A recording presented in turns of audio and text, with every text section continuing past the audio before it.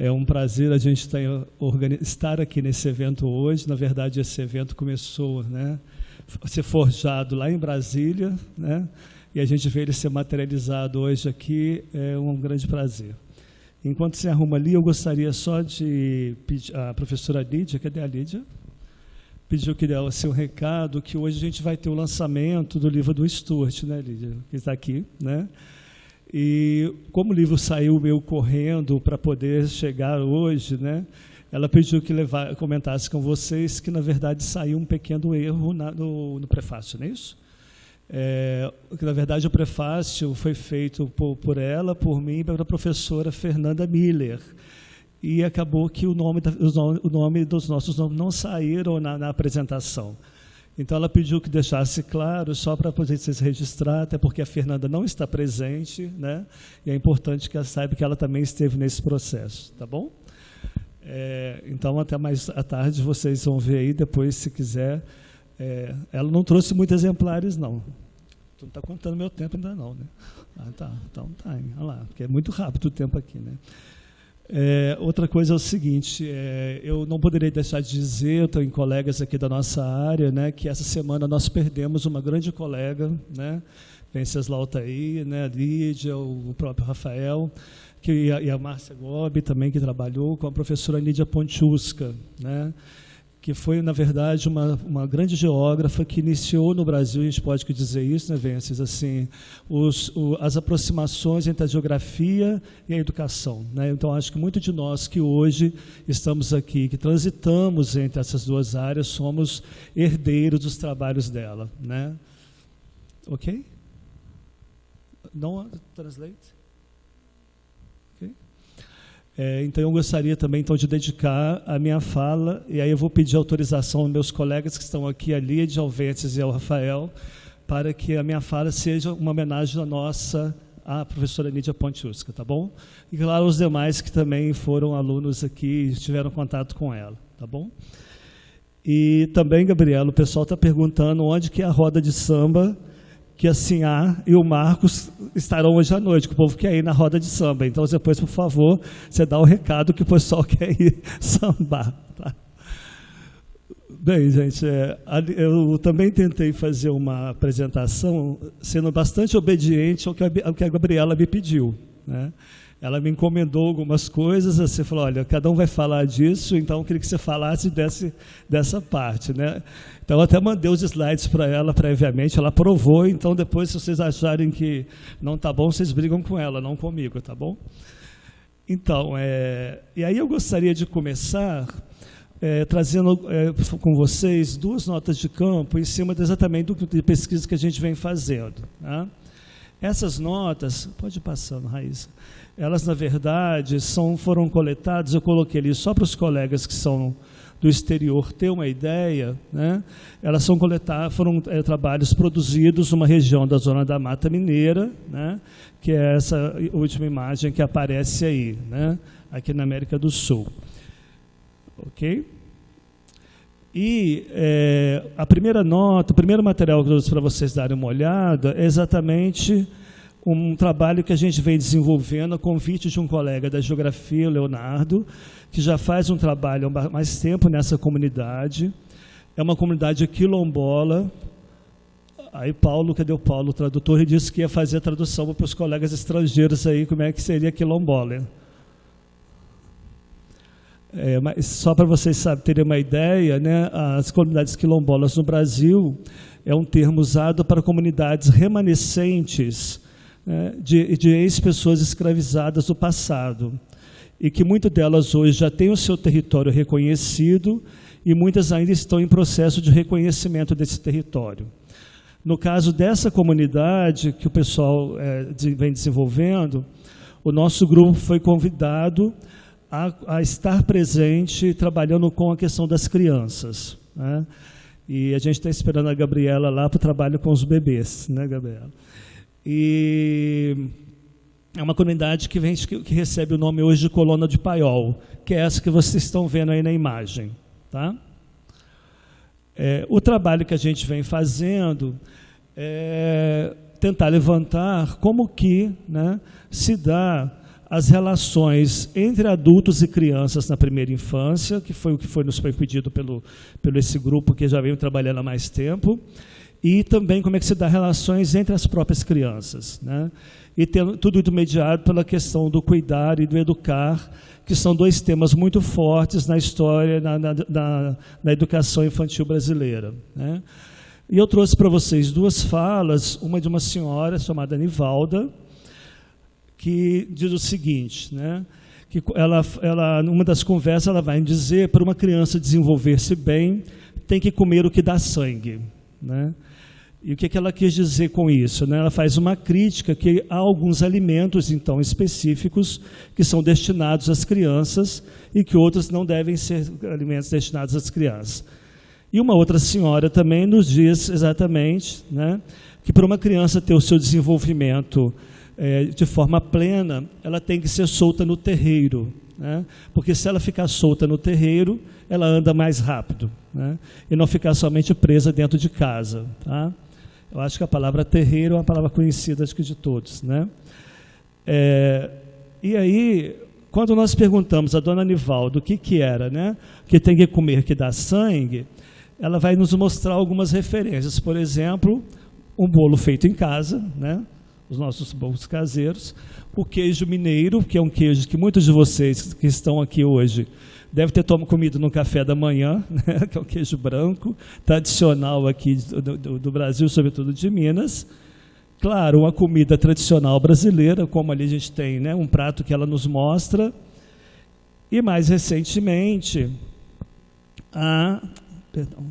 aquele mesmo. E por último, ela no dia que nós estivemos lá, ela estava falando na questão dos doces de leite que são feitos em casa, né? Então, segundo ela, são alimentos que são destinados às crianças, não muito pequenas, né, mas assim que elas começam a comer, já se insere na alimentação também do mundo adulto. E que, segundo ela, ajuda a dar sangue e, portanto, o desenvolvimento. E o que ela vai dizer é que esses alimentos se tornam ainda mais fortalecidos, né, se eles forem feitos no fogão a lenha, né? Seja dentro de casa, como esse primeiro que vocês estão vendo aí na imagem, seja fora de casa, como esse segundo que aparece na imagem, que também é um fogão muito comum nessa comunidade, tá? Bem, só que além de trabalho feito com os próprios adultos, a gente também faz um trabalho com as crianças. E nós tivemos uma caminhada que foi feita na comunidade com as crianças. E aí, Suzana, diferentemente lá, as crianças têm muita liberdade para andar sozinhas, né? Elas se deslocam muito sozinhas, inclusive quando elas estiveram caminhando conosco. Nos vários momentos, elas não estão com a presença dos adultos da comunidade, elas, na verdade, literalmente nos apresentam as comunidades. E as crianças, nós fizemos, pode passar rápido, né? Vários trajetos aí só para vocês conhecerem algumas casas na comunidade, tá? Por onde a gente passou. E as crianças vão nos mostrar, ainda dentro dessa lógica da alimentação, aquilo que elas reconhecem como sendo alimentações comuns também na sua vida. Desde coisas mais conhecidas, como, por exemplo, a banana, que é um alimento comum no Brasil, né? O jiló, o quiabo, e até outros que eu, como brasileiro, desconheço completamente, como essas folhas e as próximas, né, que são comuns também de serem comidas na comunidade e que as crianças nos mostram que são comuns na alimentação das crianças, né? Então, nesse processo dessa alimentação, as crianças vão mostrando aquilo que fazem parte da rotina alimentar delas e que, segundo elas, também ajudam a dar sangue, né? Junto a isso, eu queria trazer para vocês um outro relato também de experiência que foi coletada agora numa outra comunidade também da Zona da Mata Mineira. É uma comunidade chamada de Paula Lima, eu acho que o Venceslau deve conhecer, né? Quem é da Zona da Mata conhece mais, né? Esse trabalho já foi feito há mais tempo, né? E essa não é uma comunidade quilombola, não é uma comunidade que teve a sua origem ligada aos remanescentes de ex-escravos. mas na verdade é uma comunidade muito antiga na cidade e que foi aberta e surgiu exatamente no período colonial brasileiro, quando se escoava o ouro que saía exatamente das antigas áreas mineradoras de Minas Gerais, de Vila Rica, hoje Ouro Preto, e ia sendo escoado. Então, essa comunidade surge nessa época, nesse período. E é uma comunidade que tem um certo... hoje pertence oficialmente à cidade de Juiz de Fora, mas ela fica um pouco afastada, né? E lá também a gente andou coletando práticas de cuidar das crianças na primeira infância, como, por exemplo, essa que eu vou trazer para vocês, né? Sentada em uma cadeira, uma senhora magra, de cabelos brancos, já de idade avançada, com o corpo curvado. Eu estou olhando um pouco devagar por causa da tradução, tá, gente? Coloca um bebê no colo, estica as duas pernas da criança e mostra para a mãe as pernas desencontradas. Cruza o braço direito sobre o próprio corpo, dizendo, baixo: em nome do Pai, do Filho e do Espírito Santo. Amém. Essas são as últimas palavras possíveis de serem ouvidas. As seguintes são pronunciadas em voz muito tênue.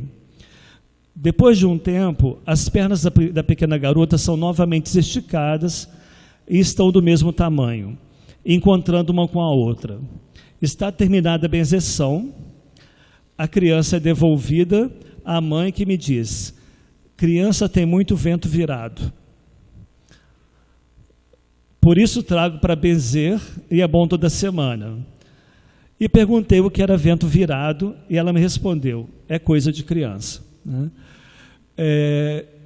Para quem é brasileiro, talvez, né, conhece essas palavras, talvez para os colegas do exterior sejam palavras difíceis de serem reconhecidas, até traduzidas, né? Mas nas tradições, eu estou falando mineiras porque elas foram coletadas em Minas Gerais, mas eu sei que isso extrapola o território mineiro, né? A ideia de vento virado, de quebrante, é usado para falar sobre qualquer enfermidade infantil, né?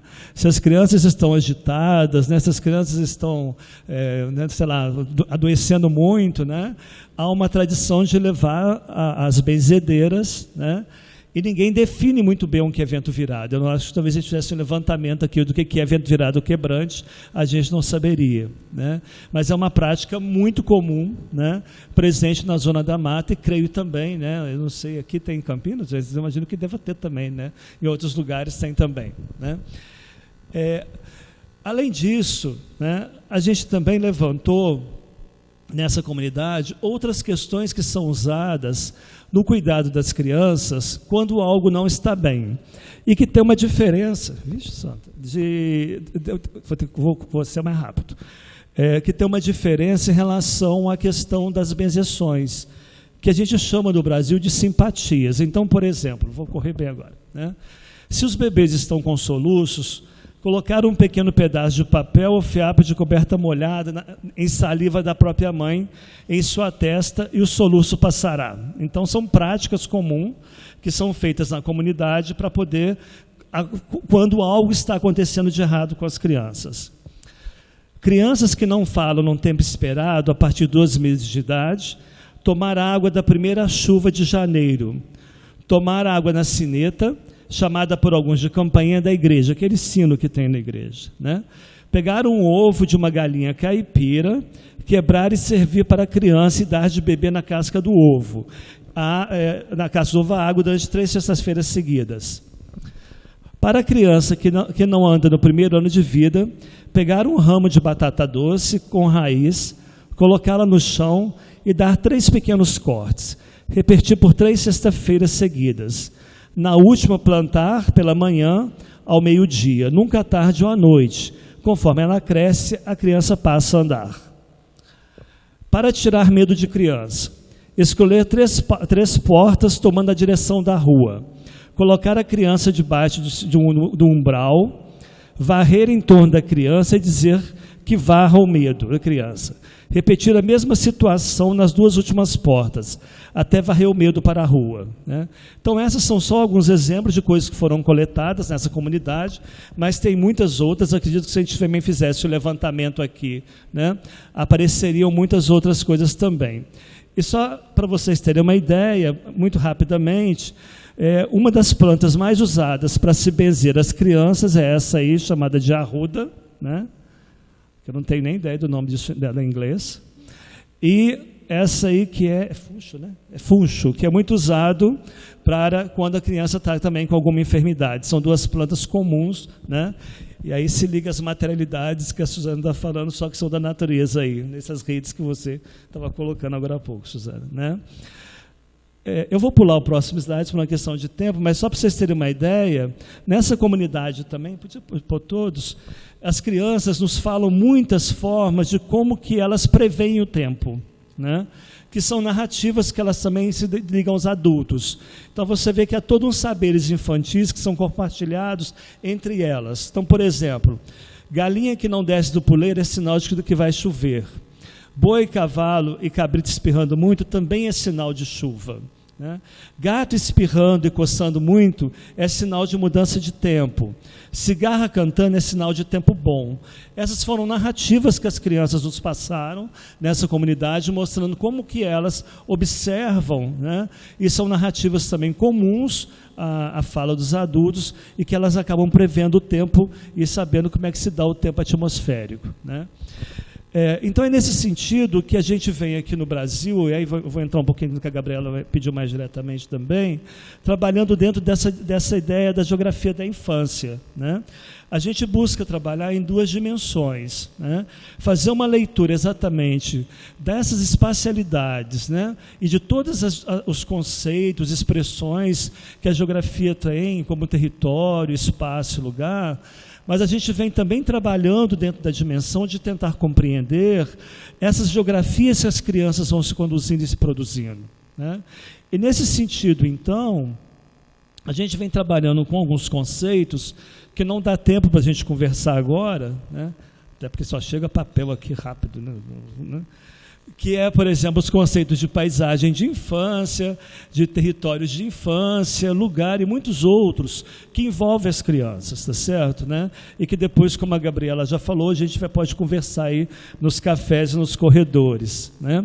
Mas, especificamente no nosso grupo, a gente tem tido o desejo de compreender como as crianças pequenas se envolvem com esses elementos da cultura geográfica, né?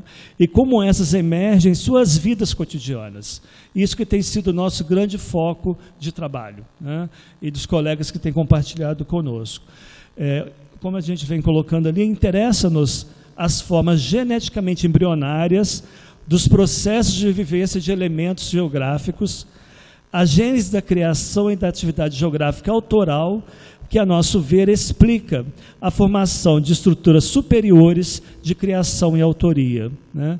Então, só para a gente dizer para vocês, assim, a gente vem tentando pensar uma geografia da infância que coloca a criança nessa dimensão de sua condição autoral, não só de autonomia, como muito se coloca nos nossos trabalhos, mas na sua condição autoral e também de criação, nisso que a gente chama de uma atividade criadora a partir dos elementos da cultura em que ela vive, né?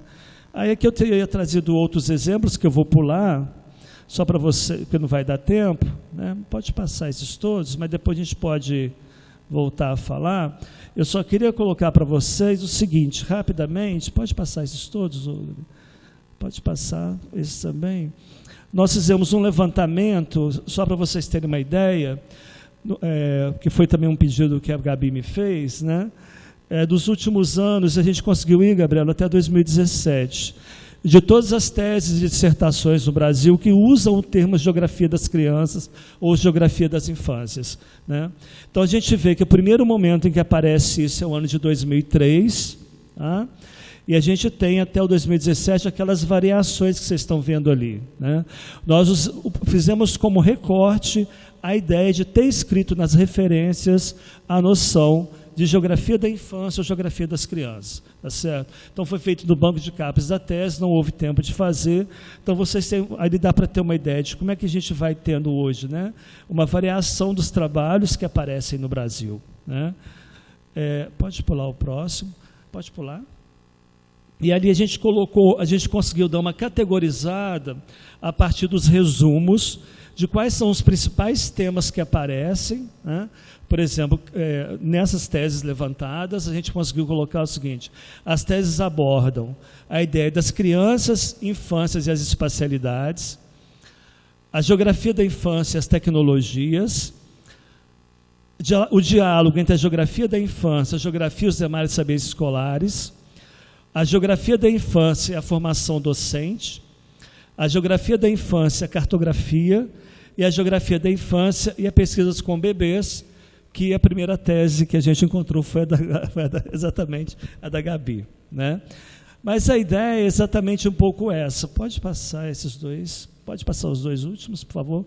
O nosso trabalho, então, no Brasil tem sido exatamente esse foco, né? De tentar ler a infância pelo viés do espaço, compreender as crianças buscando suas lógicas, ouvi-las, sentir suas presenças no mundo, suas contribuições, suas formas de ser e estar. Isso tem sido a nossa contribuição política, né? E inclusive ética, de tentar compreender as crianças nesse espaço, desse trabalho que a gente vem fazendo, tá? E aí, para fechar, esses trabalhos têm permitido a gente organizar material envolvendo exatamente essas dimensões, como a ideia que a gente vem chamando das autorias infantis, como esse mapa que foi feito junto com as crianças, aquilo que elas consideravam que deveria estar presente num mapa no entorno da escola. Isso foi um trabalho feito pela professora e a gente colocou, então ali aparece Caminho das Formigas, um pássaro morto, um boneco de lata, daqueles que no Brasil é muito comum estar nos postos de gasolina, sabe, aqueles que ficam balançando lá, né? Ou esse outro mapa, pode passar, que é feito, que é da cidade de Areal, uma cidade no caminho entre Juiz de Fora e Rio, em que as crianças pegaram um mapa tradicional da cidade e questionaram que as suas referências espaciais não estavam presentes. E a gente refez o mapa com as crianças, tá? E, para finalizar, então, vai para o último slide, porque já chegou um end here, entendeu? Eu queria só terminar mostrando esse último mapa, que é o mapa feito pelo Juan, de 8 anos, feito numa escola em Juiz de Fora, em que ele dizia que esse era um mapa que ele tinha feito, que ele chamou de mapa do não sei, né? E que ele dizia o seguinte: para quando a gente não souber para onde ir, basta olhar o mapa dele que talvez a gente encontre o nosso caminho, tá bom? Então, muito obrigado, é isso que eu tinha para falar para vocês, tá?